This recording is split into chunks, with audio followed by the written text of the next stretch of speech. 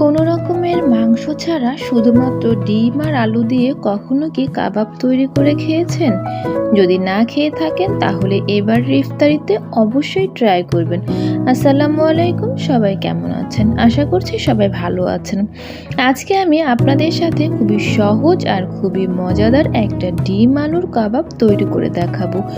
দুইটা সিদ্ধ করা ডিম আর দুইটা সিদ্ধ করা আলু দিয়েই ঘরোয়া মশলায় তৈরি করে নিতে পারেন এই এগ পটেটো স্টিক কাবাব। আশা করছি আমার আজকের রেসিপিটিও আপনাদের কাছে খুবই ভালো লাগবে। প্রথমে একটা মিক্সিং বোলে আমি নিয়ে নিয়েছি দুইটা সিদ্ধ করা আলুগুলোকে ছোট টুকরো করে আমি ভালোভাবে সিদ্ধ করে নিয়েছি।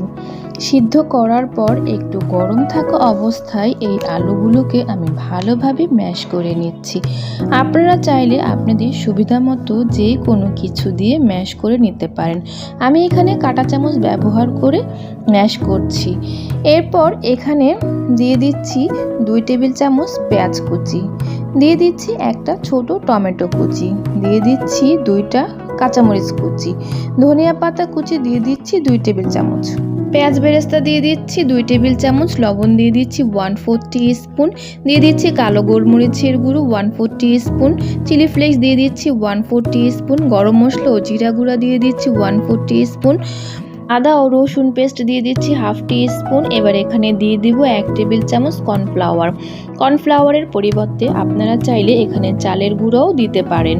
এবার এই সব কিছুকে আমি একসাথে খুব ভালোভাবে মিশিয়ে নিচ্ছি। সব কিছুকে একটু ভালোভাবে মিশিয়ে নিতে হবে। এবার আমি এখানে নিয়ে নিয়েছি 2টা সিদ্ধ করা ডিমগুলোকে আমি গ্রেট করে নিয়েছি। ডিমগুলোকে ভালোভাবে গ্রেট করে দেওয়ার পর এবার আমি এখানে দিয়ে দিব মোজারেলা চিজ। আমি এখানে 2 থেকে 3 টেবিল চামচ মোজারেলা চিজ গ্রেট করে দিয়ে দিচ্ছি। চিজটা একদমই অপশনাল, আপনারা চাইলে অবশ্যই বাদ দিতে পারবেন, তবে দিলে এই কাবাবটা একটু বেশি টেস্টি লাগবে, বাচ্চারা পছন্দ করবে। এবার এই সব কিছুকে আমি একসঙ্গে খুব ভালোভাবে মিশিয়ে নেব। আমি এখানে শুধু টমেটো দিয়েছি, আপনারা চাইলে এখানে 2-3 রকমের ক্যাপসিকাম দিতে পারবেন। আমি এখানে 2টা শাসলিকের কাঠি নিয়ে নিয়েছি। প্রথমে আমি কিছু ডিম আলু মিশ্রণ হাতে ছড়িয়ে নিয়ে নিচ্ছি।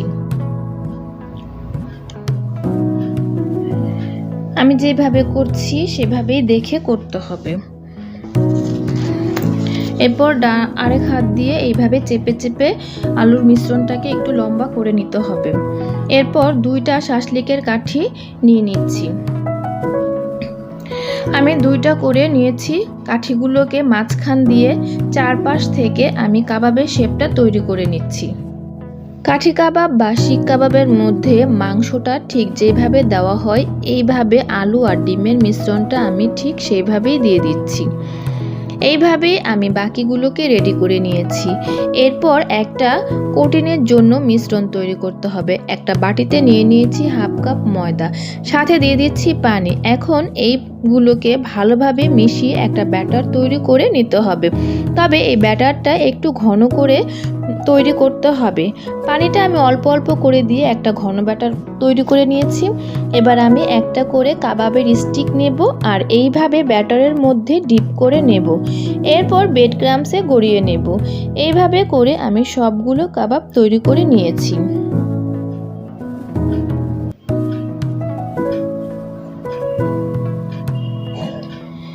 এতক্ষণ যদি ভিডিওটি আপনাদের কাছে ভালো লেগে থাকে তাহলে আমার চ্যানেলটিকে সাবস্ক্রাইব করে দেওয়ার অনুরোধ রইল।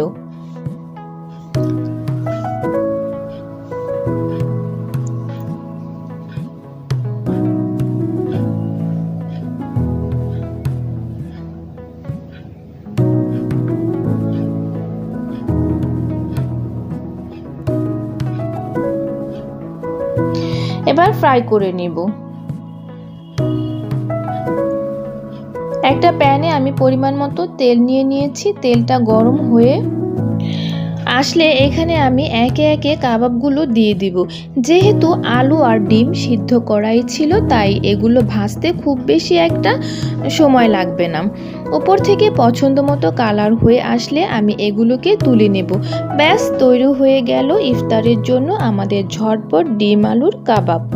একদমই সহজ একটা রেসিপি, আর দেখতেই তো পারলেন কতটা কম উপকরণ দিয়ে তৈরি করে নিয়েছি।